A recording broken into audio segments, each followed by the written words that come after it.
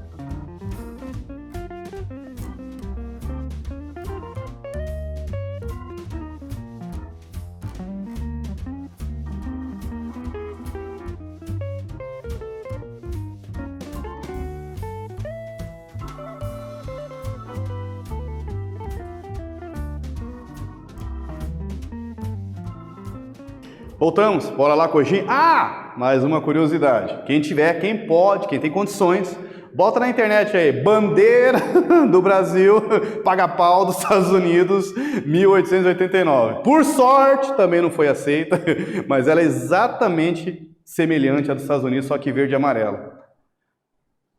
Resposta é, não formaram uma única colônia inglesa, mas sim 13 colônias, né? Então isso é um ponto muito importante para a gente destacar também.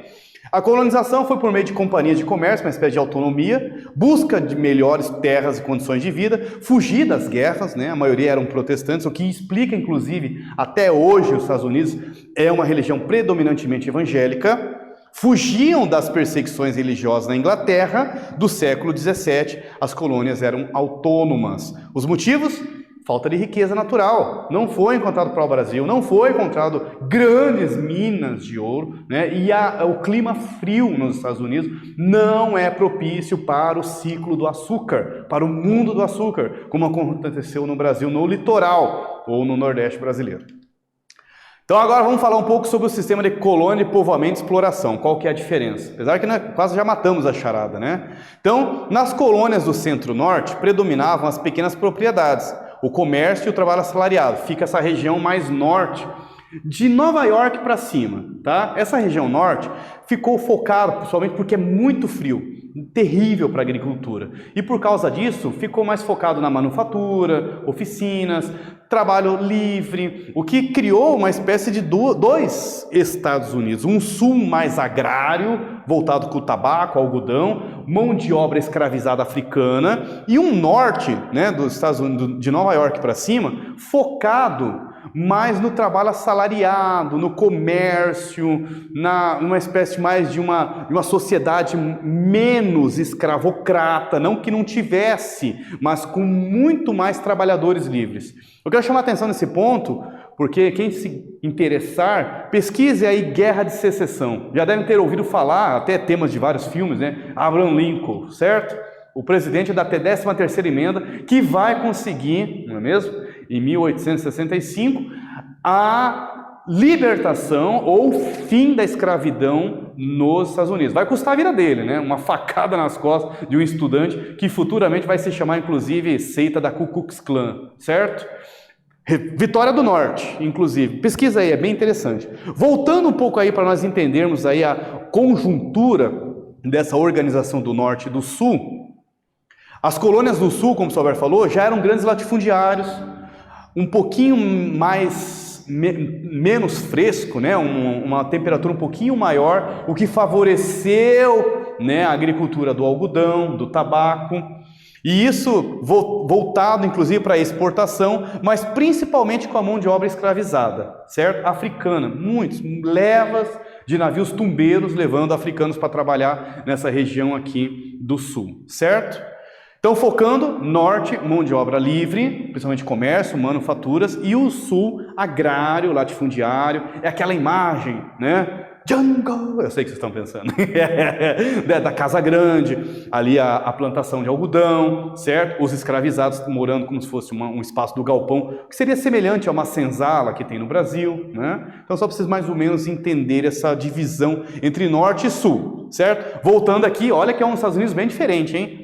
Espanha, vocês viram, inclusive era um espaço dominado pela Espanha, regiões aqui ainda de indígenas que estavam então ocupados ainda, como se chama na província de Quebec, reservas indígenas.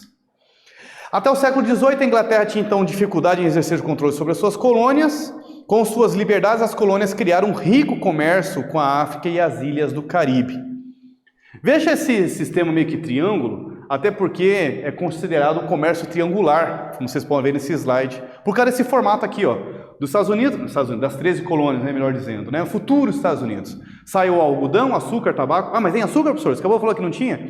Menor quantidade, não vou dizer que não tem, mas não é o mundo do açúcar, não é todo mundo plantando açúcar no Nordeste, no litoral São Vicente, Pernambuco, como não foi aqui no Brasil. Vai para a Europa, vem o tecido, vem produtos manufaturados para a África, e da África vem o quê? A mão de obra escravizada, né? Os africanos para trabalhar na lavoura, certo? Formando esse triângulo, que não é das Bermudas, que nós chamamos de comércio triangular. Vamos resolver. Por que será que dizemos Brasil colônia e não podemos dizer Estados Unidos colônia? Por quê? Daqui a pouquinho nós voltamos.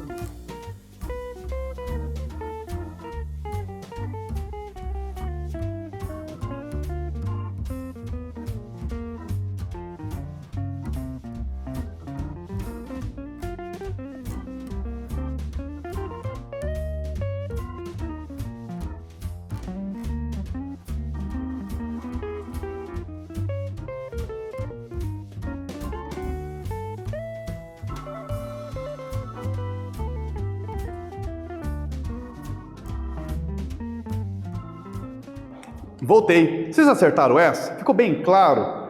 Porque, na verdade, não havia um território colonial inglês, e sim 13 colônias com seus governos independentes. Não por acaso o nome do país se chama Estados Unidos, vou quase desenhar aqui, né, da América, porque eles uniram as 13 colônias, entenderam? Ah, é por isso, professor.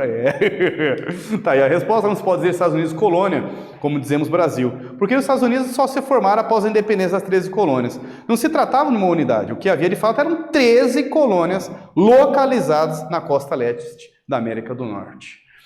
E aí? Bom, o Sul, o senhor Roberto comentou, um sistema um pouco mais parecido com o Brasil, usava um sistema plantation, que é uma monocultura, só um tipo de plantio, né? Ou tabaco, ou algodão, ou cana-de-açúcar. Mão de obra escravizada e uma produção voltada para o mercado externo, para exportação. Quando se pega essas características, mão de obra escravizada, monocultura e uma forma de exportação de produto de matéria-prima, usamos o conceito de plantation, ou essa palavrinha que vocês estão vendo aqui, plantation, certo? Está aqui a região do sul, como vocês podem ver, está bem delineado aqui, e o sol, e o norte, um clima um pouco mais frio, tá? Vai dificultar a agricultura, o desenvolvimento da agricultura, eles acabam se desenvolvendo com pequenas propriedades, uma policultura para própria alimentação, para abastecimento interno, produção de manufaturas, pequenas oficinas e um comércio triangular, né, que envolvia a América do Norte, a África e as Antilhas.